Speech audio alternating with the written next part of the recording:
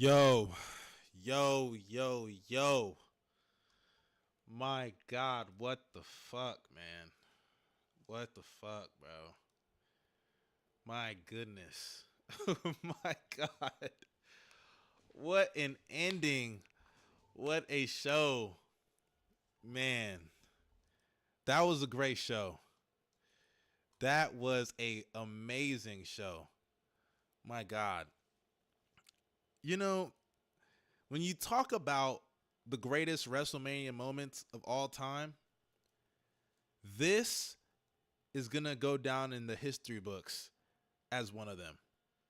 Seriously, it's going to go down in the history books as one of the best WrestleMania moments, in the history of this company.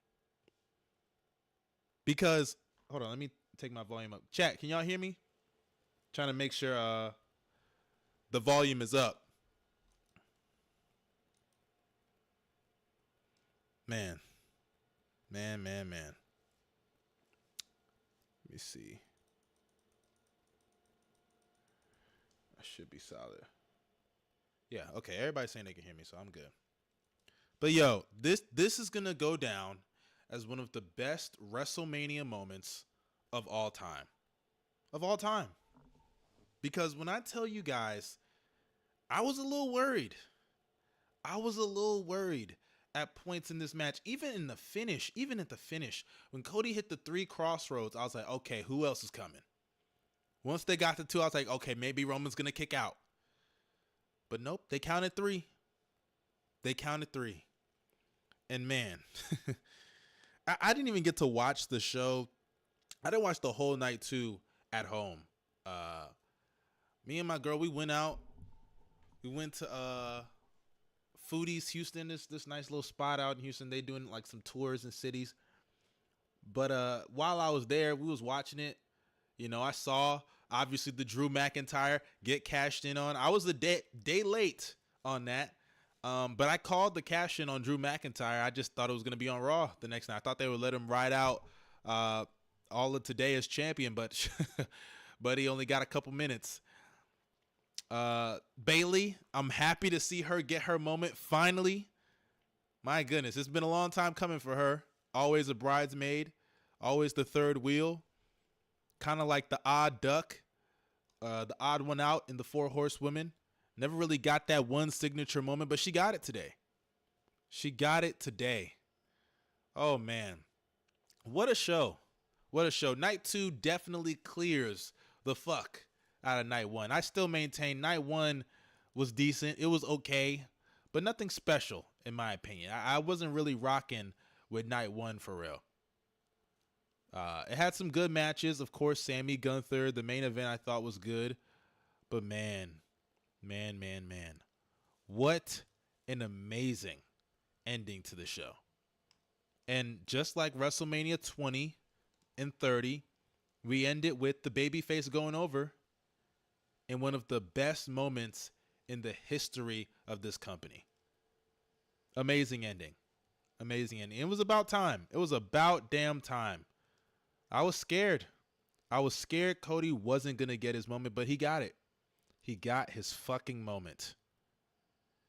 But welcome all you guys to Oma Mustard. We are here with another episode of I wouldn't even say a pod. It's not a podcast. It's just my reviews. We got an Avengers Endgame ending. You're right, KBR. We did.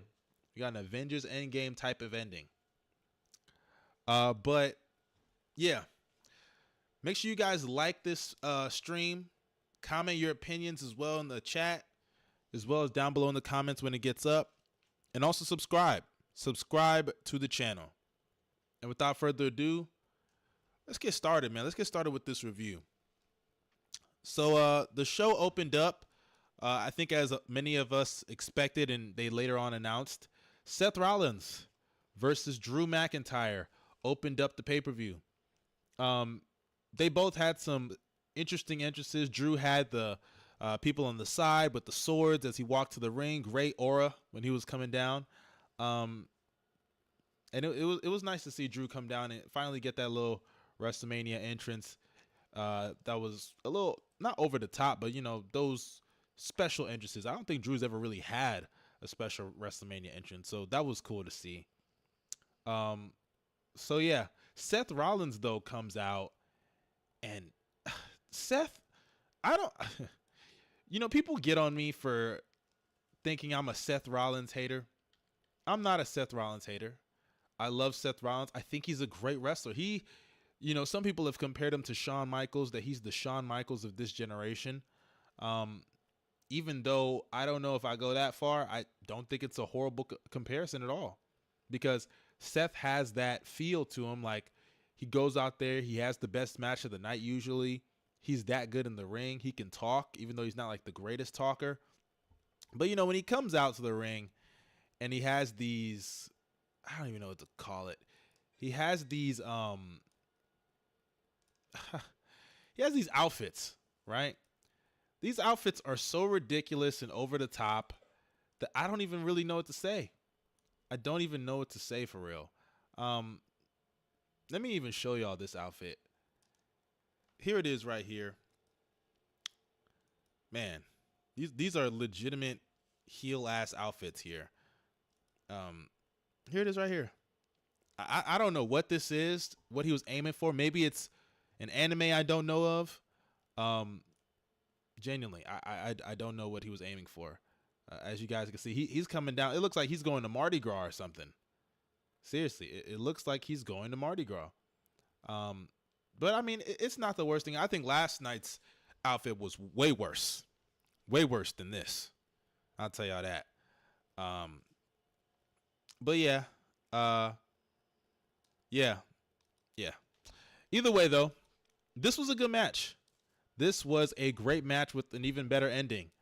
And after, the over-the-top entrances, the match starts off with Drew hitting a Claymore out the gate. Drew just hits a Claymore on Seth Rollins. I thought right there, for a split second, I was like, oh my God, are they going to do a squash? For a split, they had me. I don't even know why I thought that.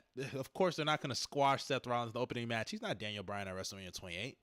You only do that with indie guys at WrestleMania 28 in the opening match. So they're not going to do that with Seth Rollins. Regardless, though, he hits the Claymore, Seth kicks out, and Drew's just straight up aggressive. Seth, he looks fatigued, or at least the way he was selling it, like he was super fatigued. I mean, he just had a match that ended the show the night before. And on top of that, he has the bad knee, right? I swear, if you go throughout Seth's career, I swear, he's always selling the knee. He's always selling the knee. And CM Punk's on commentary. Like I said, I wasn't even watching it at home, so I couldn't hear CM Punk on commentary. But everybody was saying he was cooking him. He was cooking both Drew and Punk. I mean, not Punk and Rollins, but mainly Drew McIntyre, which makes sense considering the angle we got. And honestly, I'll tell you this.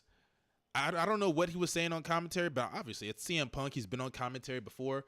A great way for Punk to still be in the business and after he's retired is to be a commentator. I would love for CM Punk to be a commentator when he's done, or maybe a manager, because we know he can talk.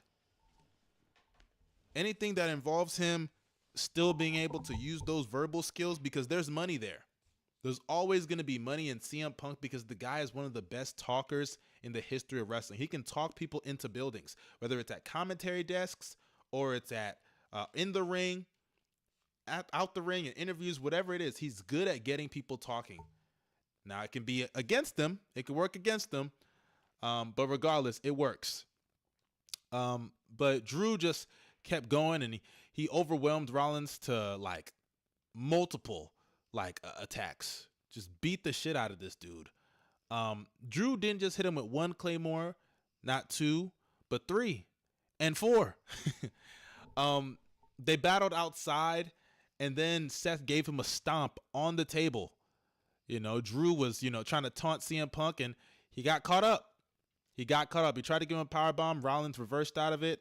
And Rollins gives him a stomp on the table. Rollins throws him in the ring. And then, I kid you not, Drew catches him with a Claymore. And I'm like, okay, that's it. He's got him. The 3rd Claymore. And guess what? Rollins kicks out. I won't lie to y'all. As soon as that happened, I was like, oh my God, Drew's going to lose again to Seth Rollins for I think it's like the fourth time. I was like, oh my goodness, he's done, man. But then Drew, he loads up in the corner and he hits Rollins with the fourth Claymore and he pinned him. I liked it. Drew needed this win. I'm telling y'all, I was seeing people say, oh no, Seth's going to retain. I was like, dog, if Seth retains, that is so unfair to Drew McIntyre. I don't think y'all realize, one, Drew is not only doing the best work of his career, but his contract is due. I believe Drew's contract is due in like June. It doesn't make sense for him to be doing some of the best work he's ever done. His contract is up. He's sparking all this controversy for a match that we know is going to happen at some point between him and CM Punk. All for him to lose 4 straight times to Seth Rollins, and the 4th time on the biggest stage of them all, WrestleMania, a show that when he last performed, he was in the main event in front of no fans. That would be fucked up. If I was Drew, I mean, I wouldn't just leave because of that, but I'd think about it. And we know Drew, he's going to be fine anywhere he goes. You know, in the chat, KBR69 said that people are saying Drew is going to AEW. Embarrassing. Oh, brother. Stop the cap. Come on now. Halfway. That's not happening. It's not happening. Drew is not going to AE fucking W. And no disrespect to AEW, but he's going to be a lifer in that company. As far as I'm concerned, they'd be a fool to let him go. And tonight further proved that. Great performance from Drew. Great performance from Seth. And after Drew won the title, you could see like a camera shot between Seth and Drew where it looked like Seth like kind of congratulated him and was like, dude, you fucking deserve it. You fucking deserve it. And it was great to see that because, and Seth was even teary-eyed. He was teary-eyed, you know, and it brings me back to the promo that Drew cut on Seth where he was like, dude, you're married to Becky Lynch. I know you know about the sacrifices that people like me and her have to make, where you miss birthdays, you miss parties, you miss funerals, deaths in the family, whatever it is, because they're overseas. You can't leave. At least with guys like you, y'all have your family in this country. You have your family in this country, right? But yeah, it was a great moment for Drew McIntyre, and I'm so glad he was able to get that moment. Honestly, I'm so glad he was able to get it. Yeah, honestly. But afterwards, the real angle came into play. After Rollins walks off and Drew and Rollins, they kind of like nod to each other in a sign of respect. Drew goes to the announce table and he's just taunting CM Punk. He's rubbing it in. He even tells the cameraman, get a shot of this. Get a shot of this. I want this framed on my wall. Actually, hold on. Time out.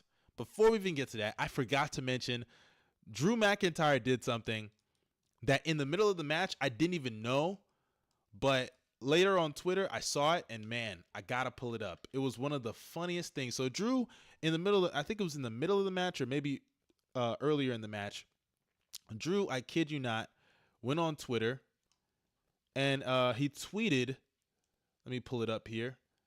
He went to a fan, I think it like a fan's phone in the crowd. I believe he logged into that fan's phone, and then he tweeted one of the funniest things I think I've ever seen. Let me pull up Drew McIntyre's account.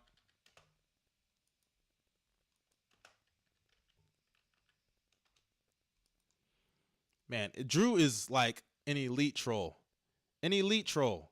One of the best trolls ever. Straight up, one of the best trolls ever. Here it is right here.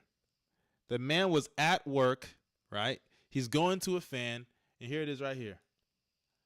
Look at what he tweeted. He tweeted bored at work while he was in the match. While he was in the match. I don't know if it was during the match or it might have been like right before the match because he looks good, right? And he said, bored at work, LOL. Dog. And then after the match ended, right, because we know what happened post-match, he tweets, fuck. But let's fast forward to what happens post match. Like I said, he's taunting CM Punk on the outside. And when he's taunting CM Punk, you know, he's like, "Oh, I want this framed." He's pushing the title basically in his face. He's rubbing it in. I think George Kittle was right there in the background. He's like laughing at all of this. And then Punk, obviously pissed off and annoyed, once Drew just turns his eye a little bit to raise his title up in the air. Because before that, Drew actually gave him the DX crotch chop. The fucking DX crotch chop right in front of Punk's face. And that's what Punk just couldn't take it anymore. He then just dropped Drew McIntyre on the table, dropped him, swept his feet off. Drew rolls off the table, and Punk, you know, he's kicking him a little bit, and he gets his cast, takes it off. And I'm thinking, okay, maybe Punk's going to get super physical here. He's taking his cast off. Maybe the guy he's healthy. Maybe this motherfucker is healthier than we thought. But no, he just takes the cast off, and he puts it in his left hand, and he hits Drew McIntyre in the face with the cast. He hits Drew McIntyre in the face with the cast. And we actually had the Judgment Day meme come to life, guys. We had it. We had the Judgment Day meme come to fucking life.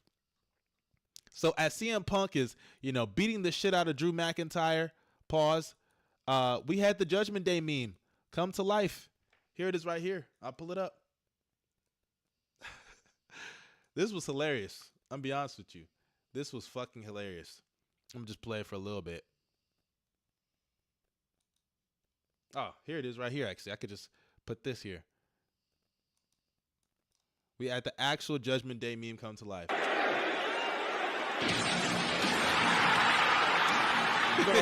my God.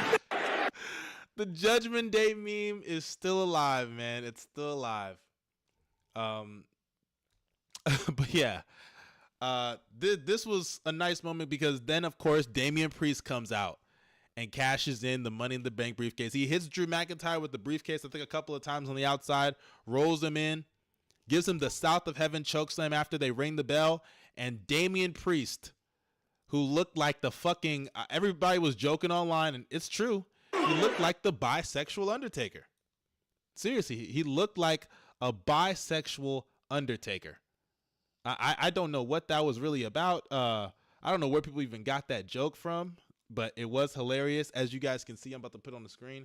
Let me know, chat. Do y'all think do y'all think Damian Priest looks like a bisexual Undertaker? Honestly, that's hilarious to me. But I actually, I like this finish. I do think, I mean, they could have let Drew hold on to the title till tomorrow, but it works for the story that they're trying to tell. I only had one problem with this, and I'll get to that in a second, but let me talk about what I like. I like the fact that Drew McIntyre got what he deserved, right? He's been talking all this shit about CM Punk, and maybe Punk is on his way sooner than we thought, but a torn tricep, that takes about 8-9 months to heal. That's a serious injury. So I don't know if Punk's timetable to return is faster than we thought, but my thing is, Drew got what he deserved. You should have just walked to the back, man.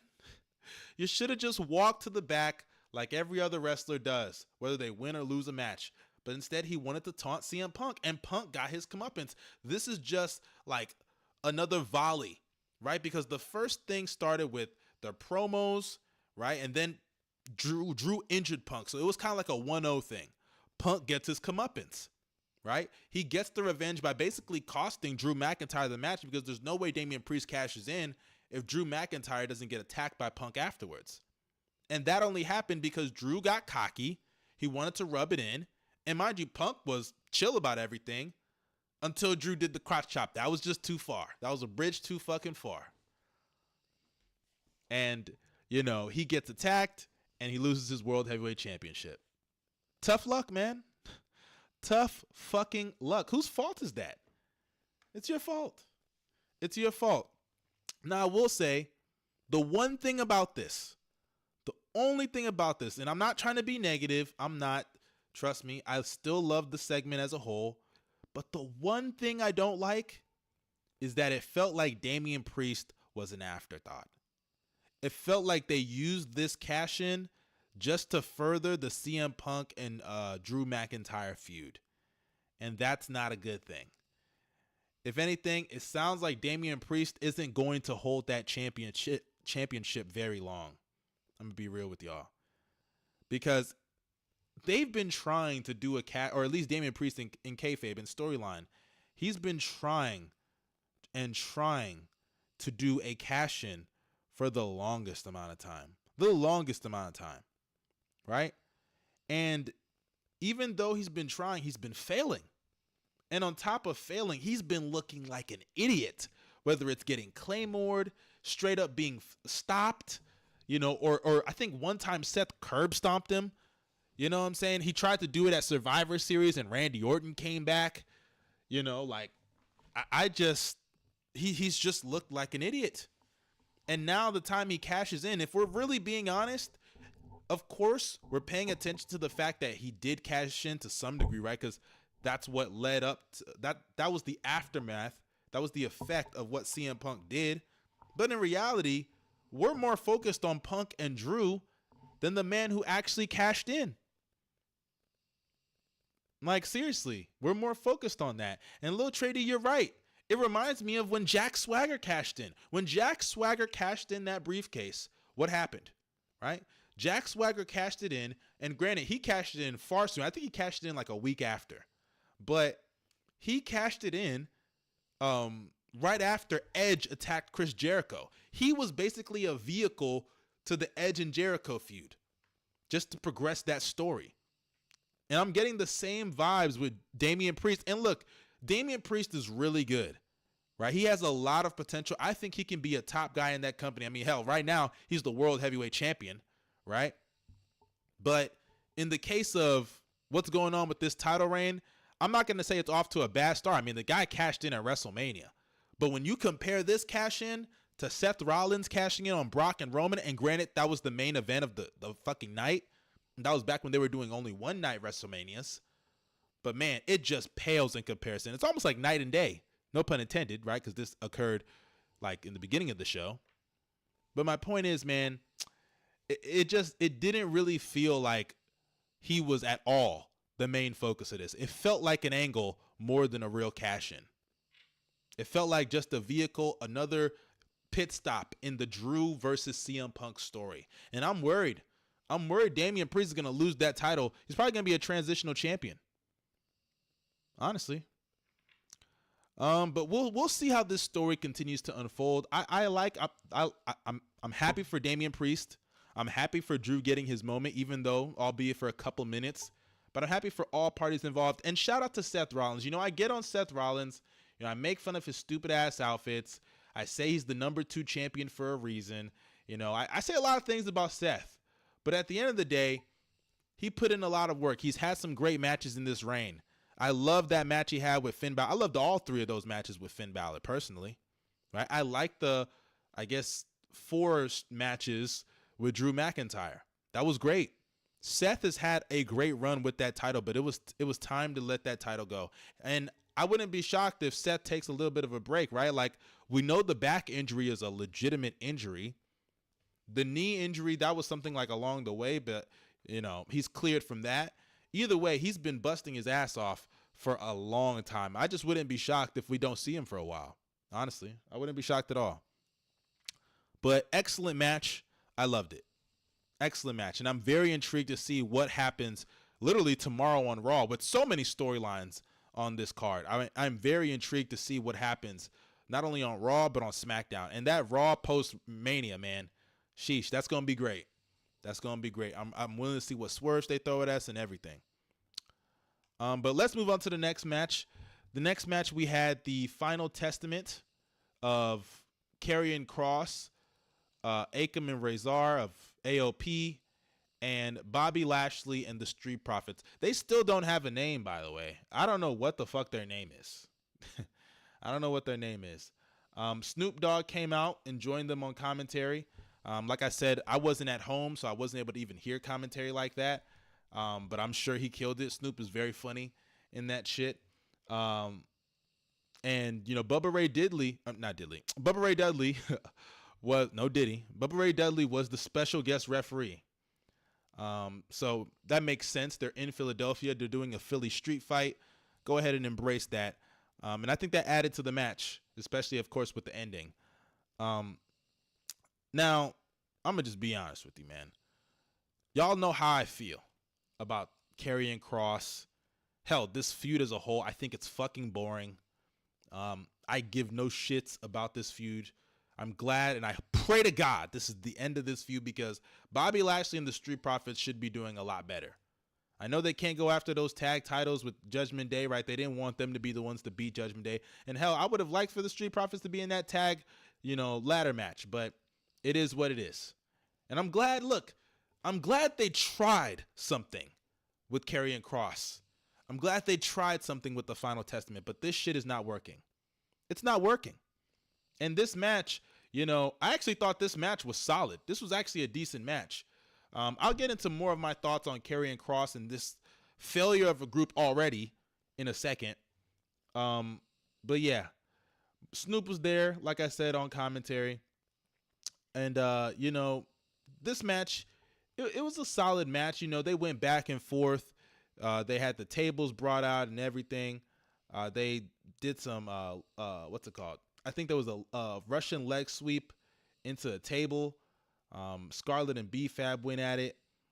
And, I'm just going to fast forward to the end. This was a typical, regular hardcore match you could see on Raw, honestly. It was good. It was solid. It was what it needed to be. They had some nice spots. It was hardcore. I'll give it to them. It was a regular hardcore match.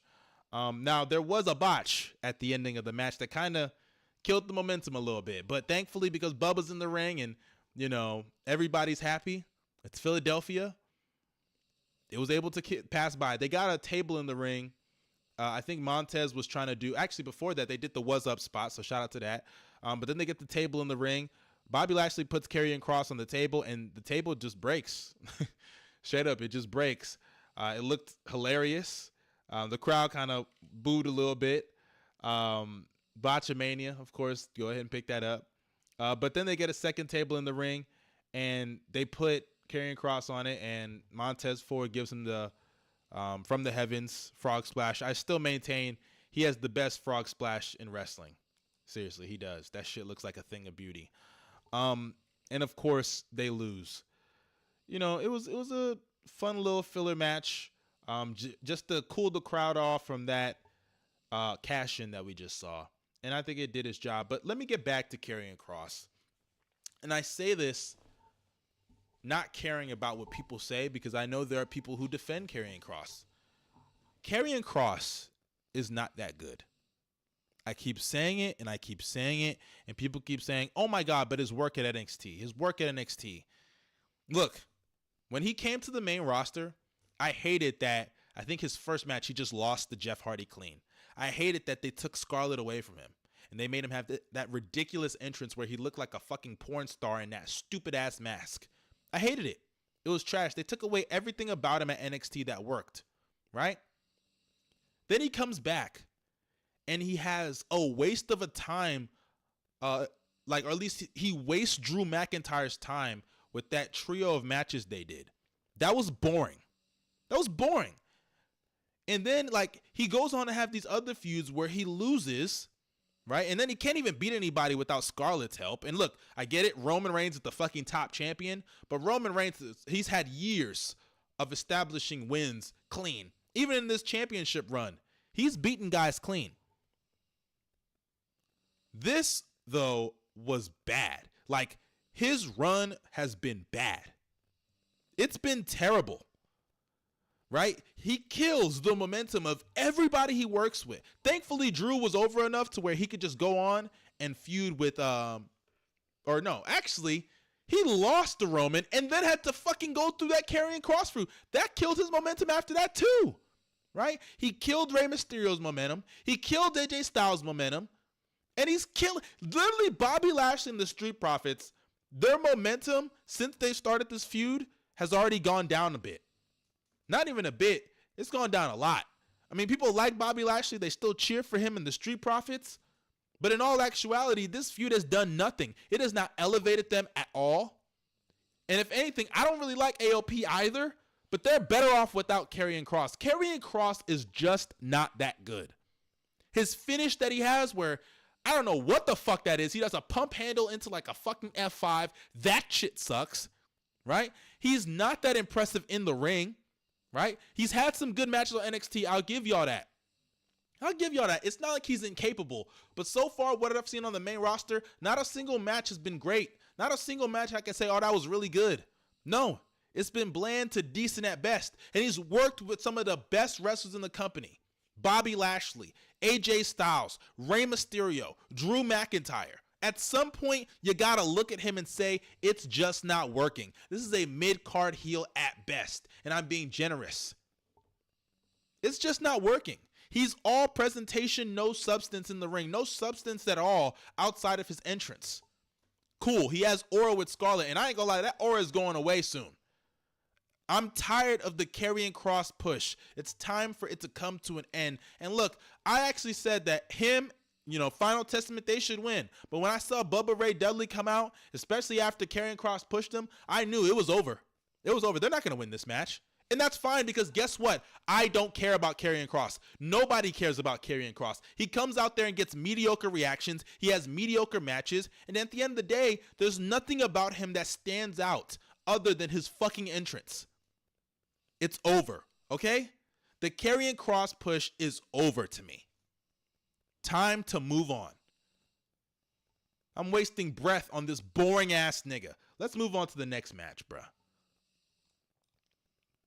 Next match, LA Knight versus AJ Styles. Yeah, this was good. This was good. I don't think the match was, like the best match on the card or anything, but I enjoyed this match. I enjoyed it. AJ Styles, LA Knight, solid mid-card match. Obviously The Rock is on this show. I was seeing some Rock and LA Knight comparisons, but it is what it is. I love the build to this match. A couple weeks ago, I was kind of questioning what they were doing with LA Knight because he wasn't even on TV for a while. He hadn't cut a promo in a minute, and we know promos are his strong suit. That's how he connects with the audience.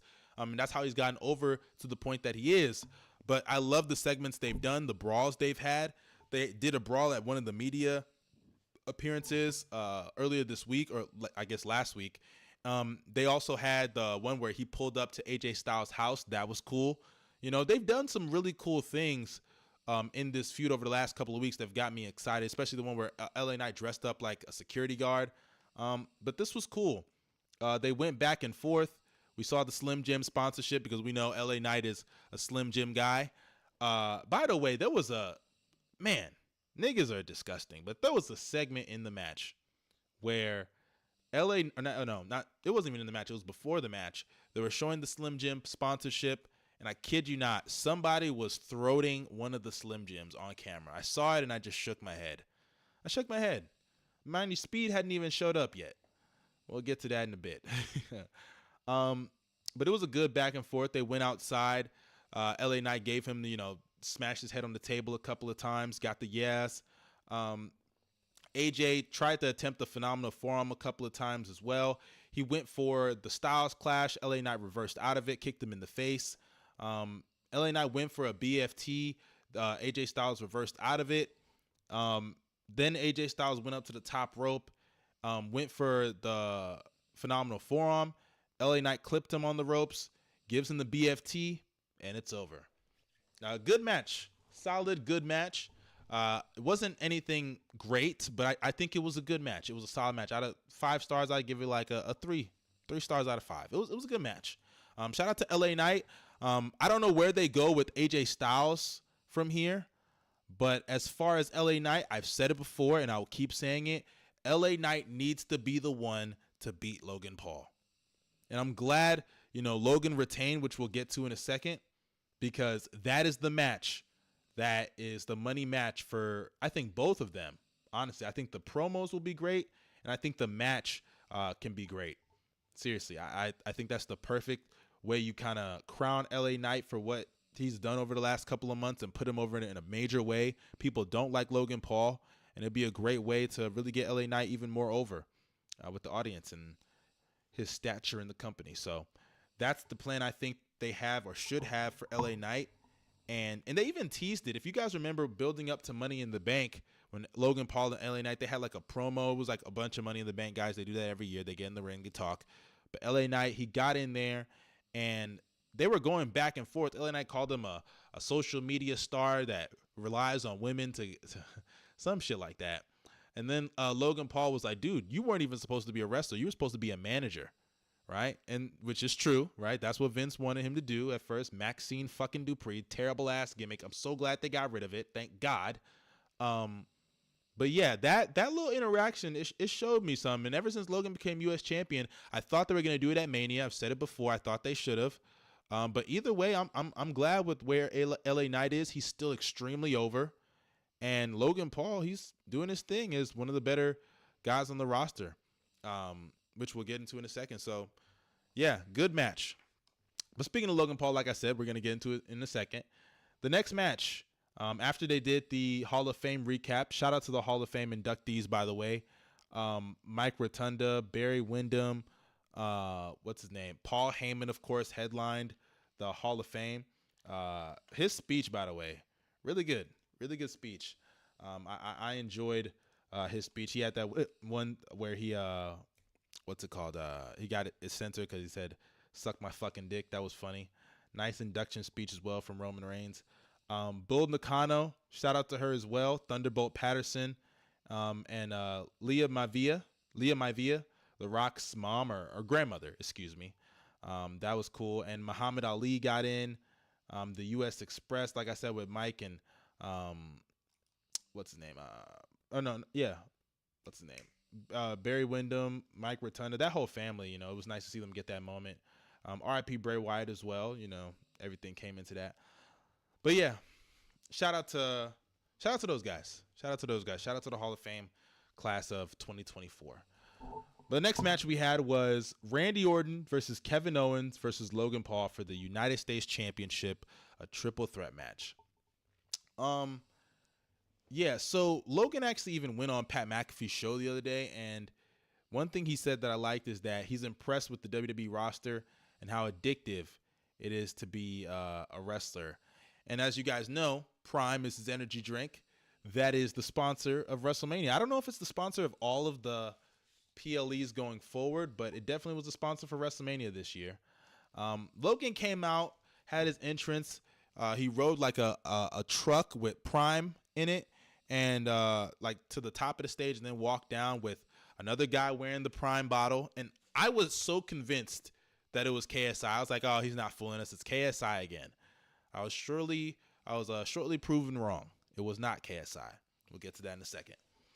But yeah, Kevin Owens makes his entrance to the ring, and when he got to the curtain before he came out, Sami Zayn was there with the Intercontinental Championship, and he got a nice ovation from the crowd. You could see, or you could hear the crowd. They were cheering hard for Sami Zayn as soon as he showed up on the screen.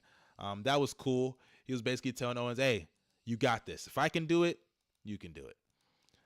It would have been nice to see them celebrate championships. Might have been like kind of reminder of if Kevin won, they could have done like a Benoit, Eddie Guerrero moment at the end right there of that match. But, you know, we know how it ended. But Kevin kind of stopped because there was a cart there. It was Logan's cart that he drove down a little bit. And then Randy Orton came out. And when Randy Orton got to the top of the stage, Kevin Owens took the golf cart, went to the entrance of the stage, and then said, hey, you trying to drive down? And they did it. They drove down to the bottom of the stage. And yeah, then the match starts. And they just go after Logan Paul. They jump him. They attack him. They attack his arm. But yeah.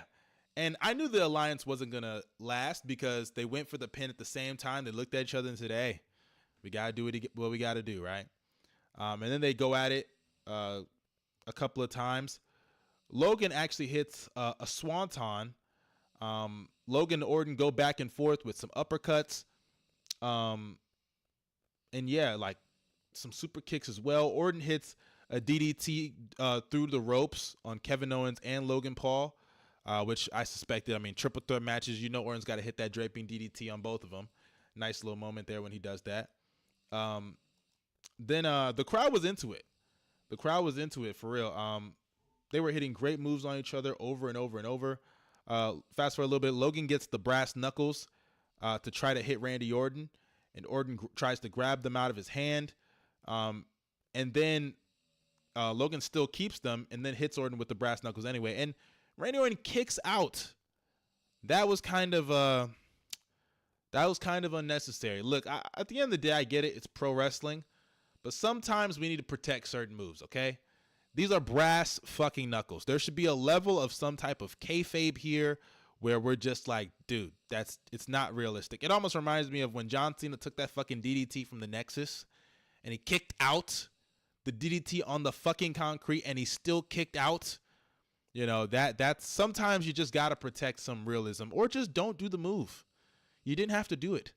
Or have Kevin Owens break up the pin. I'm not saying Orton had to be out the match for the rest of the match, but come on, man. That was just unnecessary. I didn't like that. But then, you know, Logan and Kevin Owens, they're going back and forth. Randy then gets back up. He's going for the punt kick. But then the Prime Bottle pulls Orton out of the ring to stop him from kicking Logan in the head. And of course, this was not KSI, like I said earlier. It was Speed. It was Speed, the Twitch streamer. I'm just forgetting. Oh my God. Wrong match. Wrong fucking match. Hold up. Where the fuck is it? Yo, I'm sorry. Completely forgot to change the match logo. Here we go. But yeah, Speed shows up, streamer. It's from Twitch and everything, YouTube, Twitch, whatever it is. I don't watch Speed, but he's a popular guy. I see him, you know, he's a pretty athletic guy, and I wouldn't be shocked if he ends up in WWE one day. Speed is pretty athletic. Only thing is, you know, we all know certain things he's said and how he acts. I'm shocked they even brought him. Honestly, knowing some of the controversies he's been in. But regardless, he pulls Orton out the ring and he starts barking. He's like, woo, woo, woo. He starts barking at him. Mind you, Speed is like 18 years old. But you know Orton don't discriminate. Don't matter if you're young, old, female, male, hell, trans, I'm sure. That nigga got no problem giving you an RKO. So he kicks Speed, a stiff kick, by the way. That kick, I ain't gonna lie, I wouldn't be shocked if it hurt. I mean, we saw Speed get kicked, or not get kicked, but he posted after the fucking show. He was like, yo, WWE is real. WWE is real. Here it is right here. Here's a clip of it. The kick. That kick was tough. That was a tough kick for him to take. Let me pull it up here. As you guys can see. Here's the kick right here. Yeah, that was a rough kick. That was a stiff kick. Speed then posted about it, said his ribs were hurting. He was like, "Oh, WWE's real. WWE's real." That was funny. But yeah, then he gets him. He takes off the Prime bottle outfit off Speed, gets him on the table, and gives him an RKO. And the table didn't break, so you know that probably hurt a lot more than it should have. And yeah, goes back into the ring. And when he after he hits the RKO, he goes back into the ring. Fast forward a little bit, Orton hits. I don't know if he hit an RKO, but he hits a move on. Oh no, Kevin Owens, I believe, hits a pump up power bomb on Logan Paul. Then Kevin Owens goes for the stunner on Randy Orton. Randy Orton gets out of it and hits an RKO on Kevin Owens. Then Logan Paul gets into the ring and tries to throw Randy Orton out the ring. And Orton, like, they kind of like reverse it multiple times till the point that Logan gets out the ring. Randy tries to go after him, but Logan drags him into the post. It was kind of weird how it looked. You kind of have to see it. I can't really describe it too well, but basically he threw him out the ring by hitting him shoulder on the post.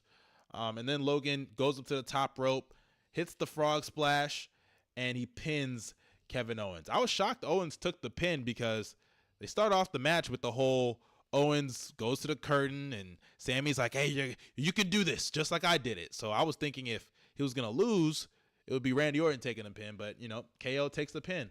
But this was a great match. Nice spots all over the place. I like the Speed cameo. Not a real fan of Speed or anything, but, it was a nice little cameo, good RKO spot. Got a nice reaction, and the crowd was into it. And I'm interested to see where they go next with Logan Paul, if they go straight to the LA Knight feud, or if there's somebody else they want to go to. Maybe they could redo the Orton and the Logan Paul match. That is a match I would like to see, a singles match between them. But, I kind of don't think there's a point because Orton did lose this match. Regardless, though, it was a triple threat. He didn't get pinned, and I'd like to see it. It'd be nice to see that match again, or at least see them run it back with those two. Next on the card, Iyo Sky versus Bayley. A match that's been years in the making, right? Ever since Damage Control formed together, we knew at some point there was going to be a rupture in the group, whether Iyo turning on Bayley or Dakota turning on Bayley, whatever it is, or Bayley turning on the other, vice versa, whatever it is.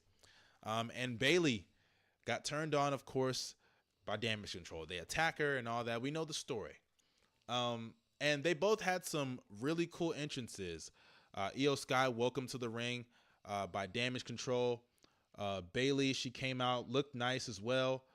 Great entrances from both women. In the match, I'll be honest, this is the one match I kind of spaced out a little bit just because I was busy at the time. But I did catch enough of the match. Like I said, great entrances. I think it was like an Egyptian kind of entrance for Bayley, which is cool. The outfit looked great. I won't lie.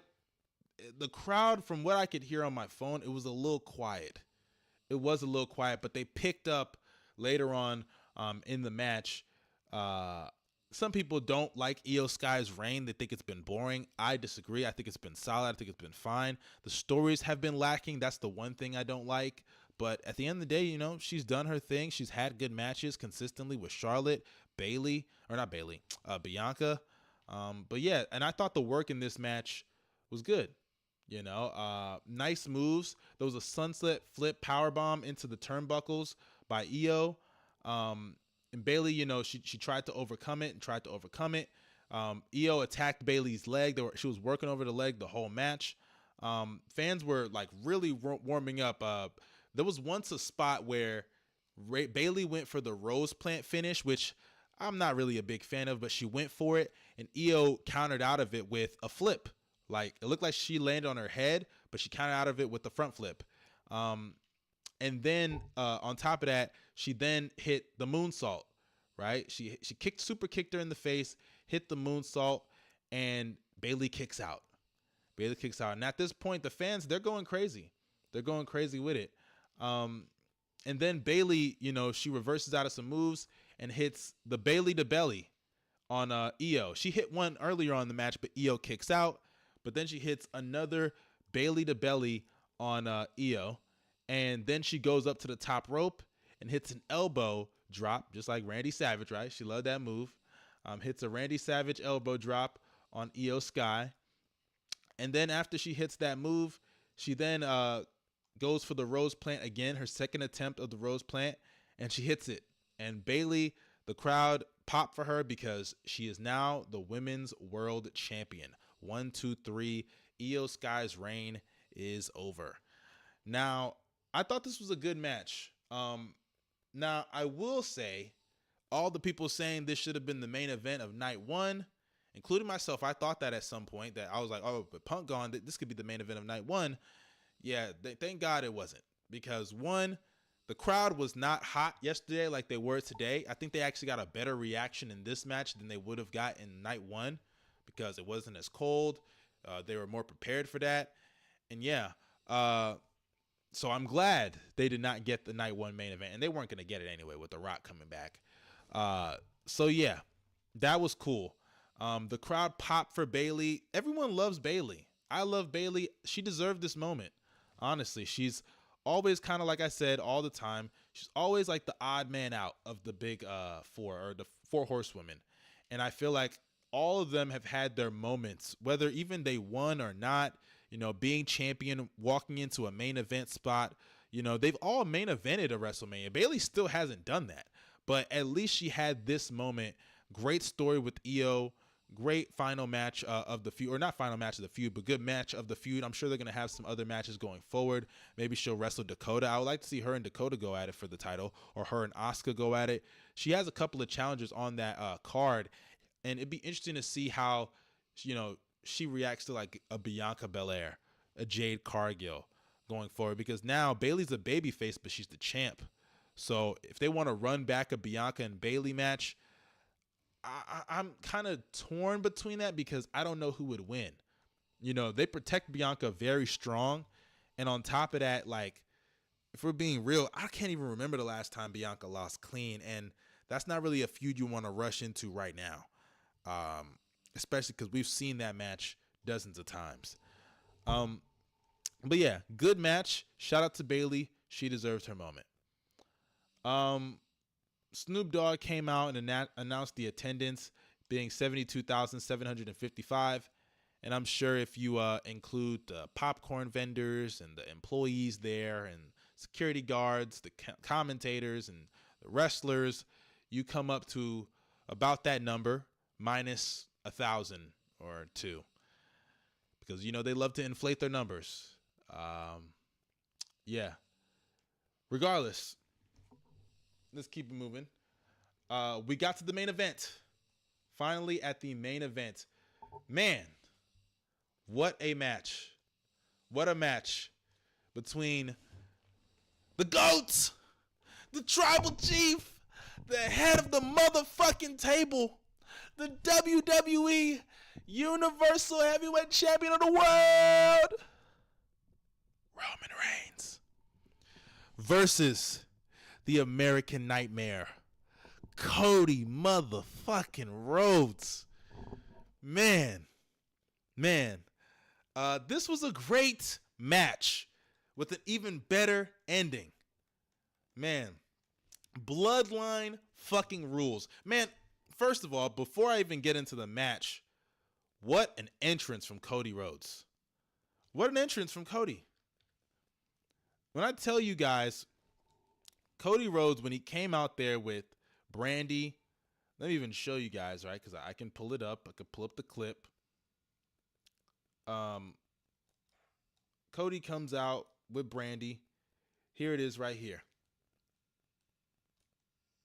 Let me move this up top. Look at that.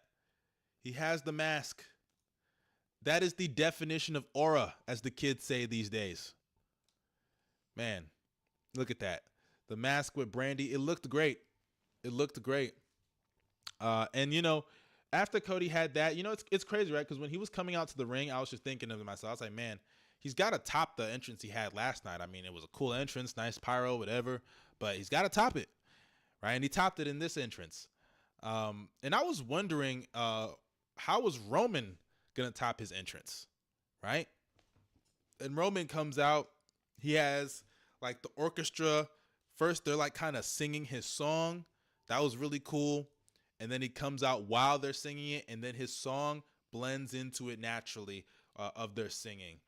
That was pretty cool. I don't think it's as good as the piano entrance of last year. That piano entrance, I still maintain, is one of the best Mania entrances ever, because it just felt like this is really like, and I don't know The Rock calls himself that, but when Roman was coming out with that piano, it felt like, damn, this guy is really like a final boss. That's what it felt like. It felt like you were at the last level of a game. And Cody last year lost that game. Thankfully this year, he came back and passed the level. But yeah, let's move on into the actual match. By the way, before we get started, shout out to Samantha Irvin. Samantha Irvin was great all of WrestleMania. I believe one can make the argument, right? I mean, whether you want to say it's Howard Finkel, but when she's all done with her career, she's going to go down as one of the best announcers they've ever had. Seriously. Because she's amazing. She makes it feel like, you know, she gives that big fight feel in her matches. For the matches she announces. Whether she's hyping up the wrestler beforehand or whenever it's the end of the match. And at the end of the match, even though like her voice was breaking, you could tell she was emotional. She was crying at the end of the match for Cody Rhodes. And I think it actually added to it because that whole moment at the end, that was perfect professional wrestling. We'll get to that in a second, man. But shout out to Samantha Irvin. She's amazing. She added just another extra, dimension to the match. But yeah. Whew, man.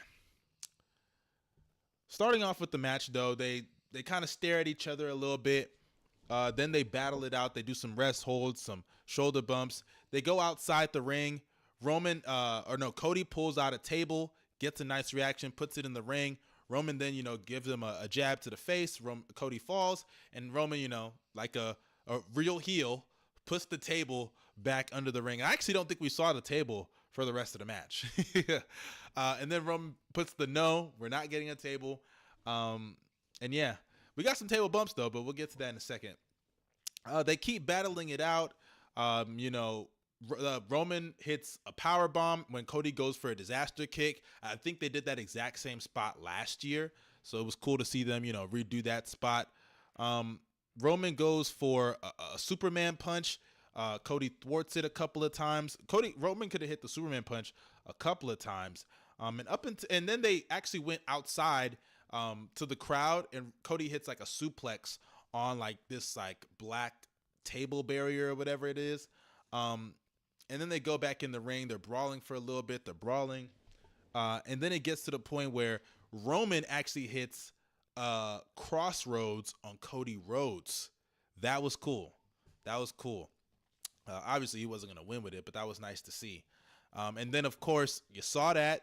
You knew you were going to get Cody Rhodes hitting a spear on Roman Reigns. And that wasn't the last time that we saw a spear being hit on Roman Reigns by Cody. But yeah, Cody even took, because Cody cleared off the announce table, and Roman hits a power bomb on the announce table to Cody Rhodes. And then he puts him back in the ring, hits a Superman punch, and then a 2 count. So Cody kicks out. Then Cody gets the upper hand in the fight, and Jey Uso comes out and stops it, right? Because Cody goes for the first, and this is the theme, right? He hits the first Crossroads, then hits the second Crossroads, goes for the third, and Jimmy Uso shows up. And you knew when Jimmy showed up, Jay was going to show up too. So Jimmy shows up, hits a super kick on Cody, just like he did a bunch of times in the fucking match last night with Jay. And the less said about that, the fucking better. And after that, after he hits that super kick, of course, Jey Uso shows up. Jey Uso shows up, and, the crowd goes crazy. They can't believe it. They're losing their minds.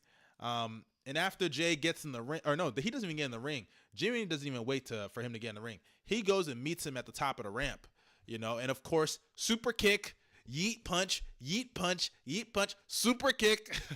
Almost like they're repeating their match, but the crowd's going crazy for it. And then Jay spears Jimmy off the stage into a table on the floor. Now, I'll say this. As small as this was better than the entire Jay and Jimmy match. That segment where they brawled at the top of the stage and the spear, that was better than their entire match. And I'm not joking. That match was so fucking bad. Yeah, but like I said, the less said about that fucking match, the better. But yeah, let's move on. After Jay after Jay takes out Jimmy from the equation, Cody looks at the stage like, bro, what the fuck is going on? How can y'all do this to me? And then, Cody goes after Roman, gets him back in the crossroad position, hits the first Crossroads, then the second Crossroads. And this happened after they went outside for a little bit. Roman is at the barricade, and Cody spears him through the barricade. But he hits the first Crossroads, the second Crossroads, just like he did before Jimmy came out. And of course, they repeated the finish of last year's WrestleMania, where Solo comes out and hits the spike. I told y'all, I just knew it was going to be Bloodline rules, because there's no way you don't replicate that same spot. But this time, Cody kicks out. They had to replicate it. But I will say one thing that annoyed me, though, about that is that we didn't get him hitting the spike and then Roman hitting a spear. That would have been perfect. That would have been perfect. And I actually wanted them to replicate everything to a T. So we didn't get that, but it is what it is. It was cool. He hits the spike. Roman goes for the cover, and he kicks out. And I kid you not, Solo is then telling Roman, finish this shit. Finish it. Finish this fucking shit. And Roman's like, dude, I'm trying. So they're kind of butting heads, planting some seeds for their eventual match at some point. I don't know if, honestly, I was convinced we were going to get that match at some point, but I don't know anymore. I don't know if we're going to get that match. But either way, they kind of bickered a little bit. Then they go for the spike spear combo move. He hits it. Roman hits the spear also. And 1, 2, Cody kicks out. Cody kicks out. And then just like that on cue, I knew it was coming. John fucking Cena. John Cena pulls up because, hey, it's only right. The last time we saw John Cena, he was getting attacked and just brutalized by Solo Sikoa with the barrage of Samoan spikes. So John Cena comes out, gets the nice pop from the crowd. I was going crazy. I'm driving home, right? Because I'm like, man, I got a live stream to do.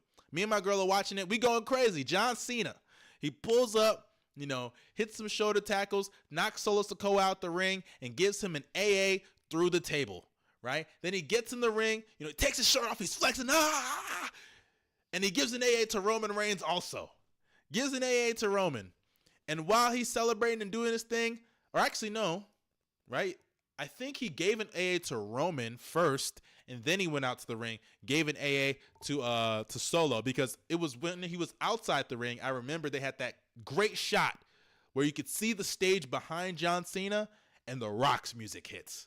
The Rock's music hits, and we all know The Rock's history. I didn't even think about the idea of The Rock and John Cena having a stare down. I was just thinking of John Cena's coming out with Solo, and we maybe get a Rock and Stone Cold stare down. That nostalgia. But it was cool nostalgia to see The Rock and John Cena standing face to face. And Cena doesn't even get no offense in. Cena got no offense in.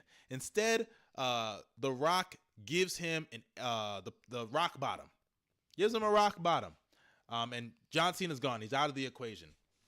But then The Rock, he's going to hit Cody with the belt, right? The belt that he was going to give to Mama Rhodes. He's going to hit Cody with it. And I kid you not, the gong goes off. The Undertaker is here. Man, that was so random. I did not see that shit coming. I did not at all see that shit coming. Look, I love the Undertaker. I'm not going to hate, of course, because, it's the fucking Undertaker. Who's going to hate on that? But I didn't see that coming. That was a random appearance out of nowhere. But he gets in the ring. It's like lights go out, and then he just shows up in the ring with his magical powers. And then he gives The Rock a choke slam before The Rock can do anything else. And when the lights come back on after they go dark after the choke slam, comes back on, they're both out the ring. So it's Cody and Roman once again, right? And after that, right, I'm like, man, hope nobody else is coming. But of course, somebody shows up. Right? Or actually, I'm tripping. Rewind a little bit. Seth Rollins showed up while The Rock was in the ring because we hear the Shield's music play. But he gets quickly disposed like a fucking jobber. He gets no offense in. Like a jobber gets Superman punched by Roman Reigns. Right? So he's out the equation. Literally, he does nothing else for the rest of the match. But yeah, he came out with the chair and he had his Shield gear on. Like I said, Superman punched by Roman Reigns. Fast forward back. So Roman and The Rock and Undertaker, they're gone. They're out the equation. Seth's on the floor. Roman is there. He picks up the chair. He has an option. He can hit Cody Rhodes or he can hit Seth Rollins. He sees Seth Rollins. He has the Shield gear, and then he gets riled up. He gets angry. That's real storytelling because he hits Seth with the chair when he could have hit Cody. And Monty, I see you down there in the comments. Thought Dean was coming back maybe. For a second, I'm not going to lie. For a second, I did too because I was confused. I was like, why are they playing the Shield music? I know Seth was in the Shield, but what the hell's going on here? Is Moxley coming out? Is Dean coming out? We getting a Dean Ambrose reunion? But no. He hits Seth Rollins with the chair, right? Because he got the flashback. He was like, bro, yeah, Goro, he got the PTSD. He got the PTSD, Goro. He was like, fuck that shit. I'm letting all my anger out on this motherfucker Seth. So he hits Seth Rollins with the chair. Then he goes into the corner. He's hoo-ahing again. And he's trying to go for the spear on Cody. Cody reverses it into the Crossroads 1. Crossroads 2. And he hits the third Crossroads. And I'm like, oh my God. Someone's going to come out and screw this motherfucker over. Here we go. Or Roman's going to kick out. 1, 2. I'm like, oh, here we go. They're going to pull the ref out. Paul Heyman's there. Paul Heyman's there. But no, the ref counts 3. Man, when I tell you guys, I lost my mind. While I'm driving, I was swerving on the freeway. I lost my fucking mind. Me and my girl, we was going crazy in that car. I couldn't believe it. It's like the story was so good to be true. I was half expecting, Nick Aldis or Adam Pearce to come out and say, no, I'm sorry. There was too much interference. Yeah, I was expecting them to take it away. Just like they did to his father, right? I was expecting them to take that title away. I just couldn't believe it because it was just that great of a moment. It was that great of a fucking moment. It was an amazing ending to an amazing story that they told with Cody Rhodes and Roman Reigns. And just like that, after 1,316 days, Roman Reigns is no longer your WWE Universal Heavyweight Champion. Oh, man. What a run. What a run. Before I get to Cody, let me say this about Roman. Everybody's going to talk about Cody and how he had a great moment at WrestleMania. I'm going to be real with you, man. This moment obviously is not possible without Roman Reigns. And everybody talks about how Roman never shows up. And I'm telling you, now you're going to start seeing people switch up. Now you're going to start seeing people really understand how historic of a run we just saw with Roman Reigns and how it's impacted Cody Rhodes for the better. Because this moment isn't as sweet without 2 things. 1, Roman holding that championship for over 1,300 days. For over 1,300 days, this man held that championship. Over 1,300 days. And we're probably not going to see Roman for a long time. I don't think Roman's going to be back from he's not going to be on fucking Backlash or Extreme Rules, okay? So that's that. Secondly, this moment isn't as sweet without that loss at WrestleMania last year. So we can put it to bed. That loss was the right decision. This moment isn't as sweet without that loss. It isn't as great. Sure, he could have won last year, and it would have been a great moment. It would have been a great moment. The moment was there, but this moment was even sweeter. It was even sweeter.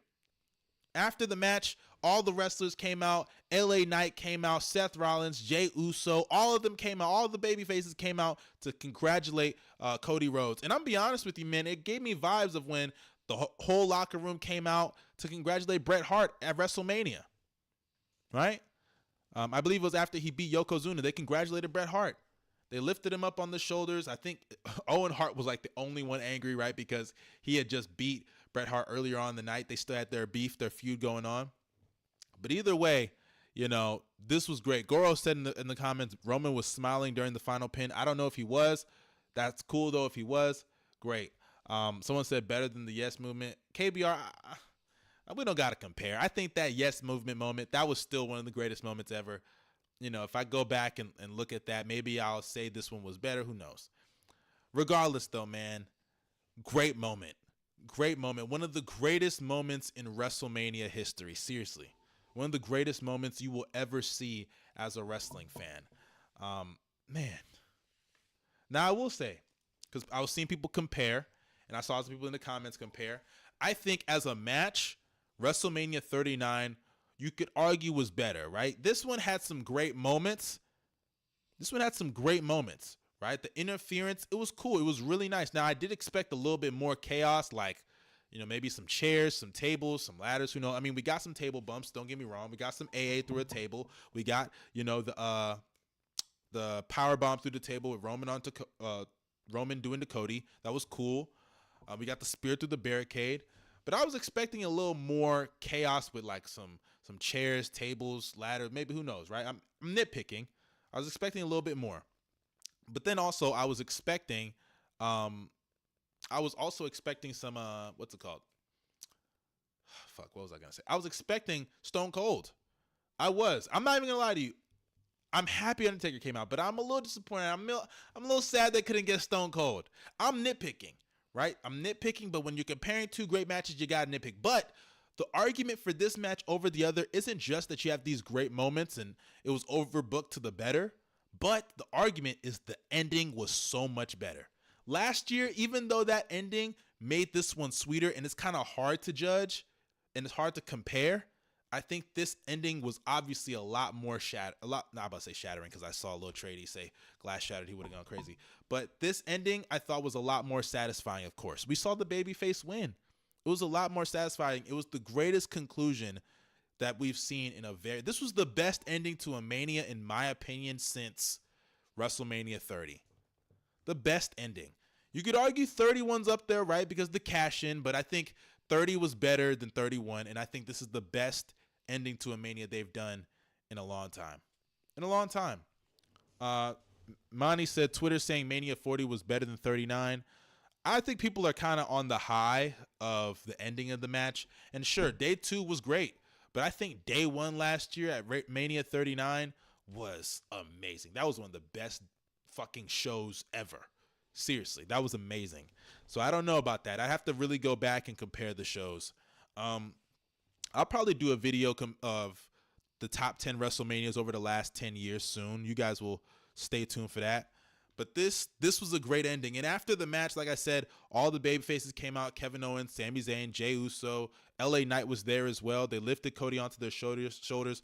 Cody brought his mom into the ring. We got an appearance from Brandy again.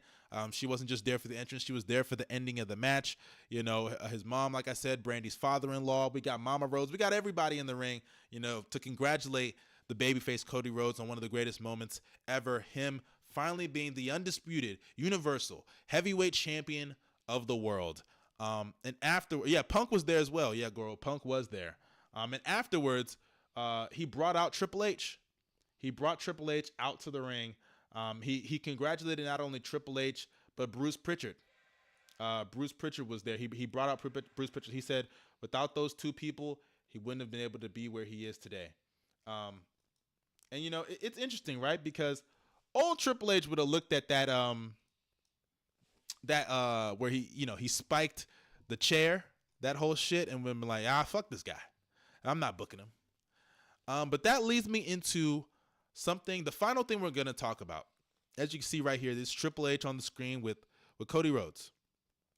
This is the final thing I want to talk about, right? Triple H said that this is going to be a new era in WWE, right? It's going to be a new era in WWE. And this right here, I think, further solidified that. Because not only do you, of course, have Roman Reigns losing his championship, but I think this moment where you see Cody Rhodes embracing Triple H, you see, like, he's so emotional in the ring. He is their new John Cena. Whether people like, what the hell happened? I don't know what the fuck happened just now. But he is their new John Cena. I'm trying to pull this back up. Give me a second here. I don't know what the fuck just went wrong there.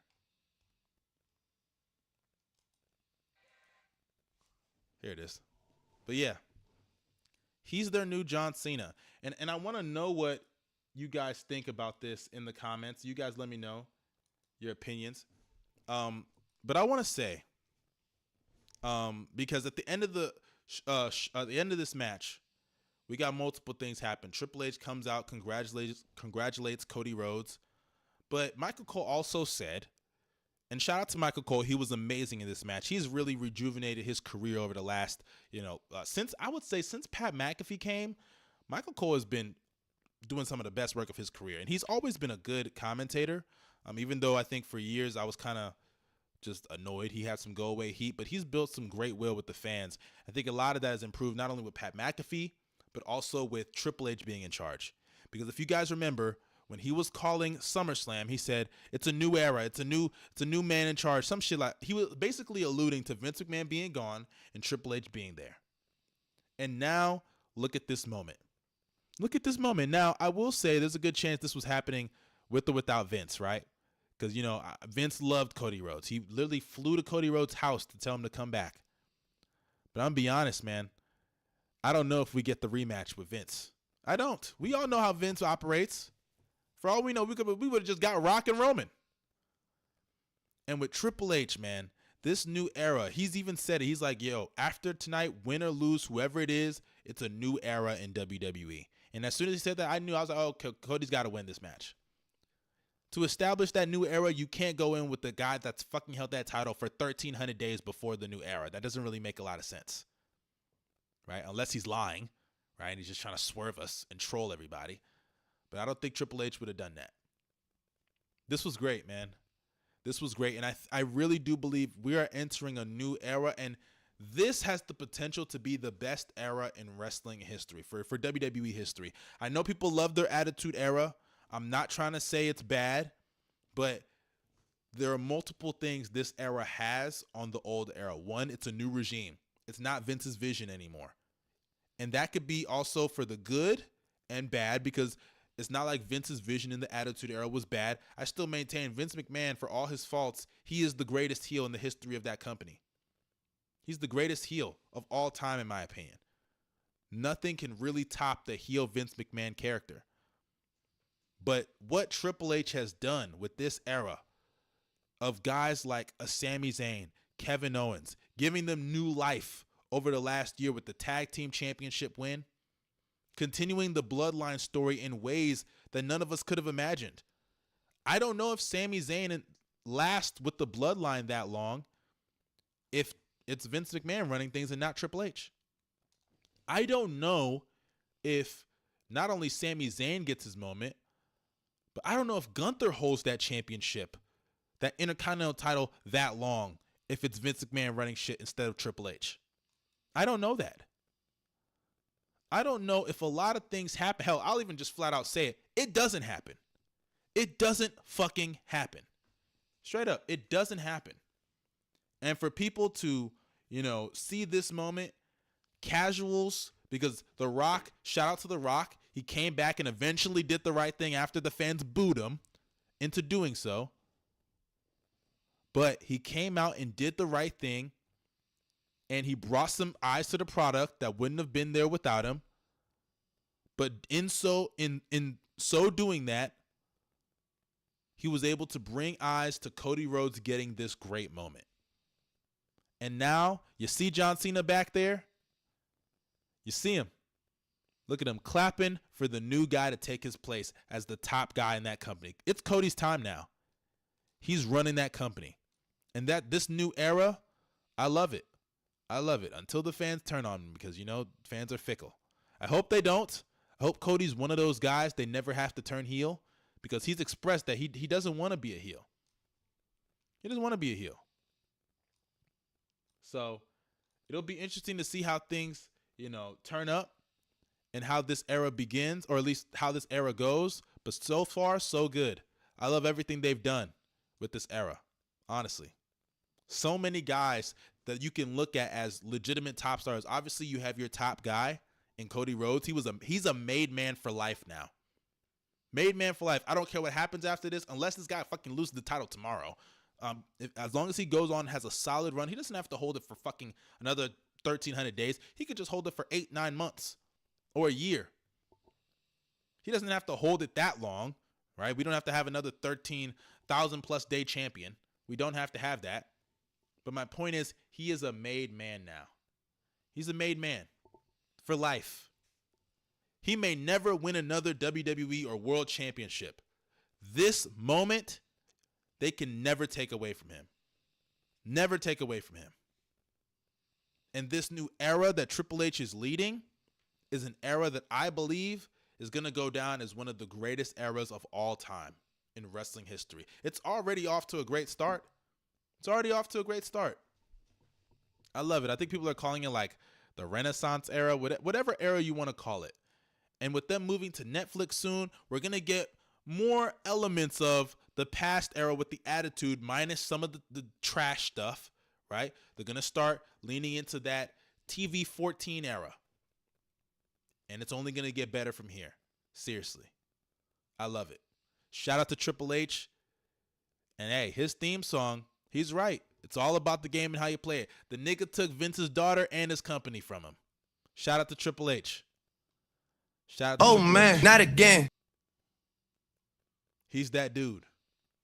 He's that motherfucking dude. Oh, man. Oh, man. What a show. What a great show. I actually put a poll on Twitter. Let me pull it up. Y'all go ahead and follow me. Here's the poll right here. I said grade night 2 of WrestleMania 40. 82% said great. 10% said good. 2% said average. And 4.9% said trash. So a majority of you guys said this was great. Ted said anything other than great is a lie. If night 2 alone was WrestleMania, it would be top 3. I don't know about top 3. At the end of the day, we're talking about 7 matches. I don't think those 7 matches were that great to where you could say that alone would be top 3. You still got some other manias, but this was an amazing Mania. I'm not going to take anything away from it. But make sure you guys drop a like on this video, subscribe to this channel, and press the bell for post notifications. I really appreciate you guys for showing up and showing out the way y'all did. Y'all came in droves for me, man. We was at like, I don't know, we peaked at because I kind of stopped looking at it for a minute. But we peaked at a good amount of viewers. I appreciate you guys, man. I appreciate you guys. You guys stay safe and have a blessed day. I'm out. Peace.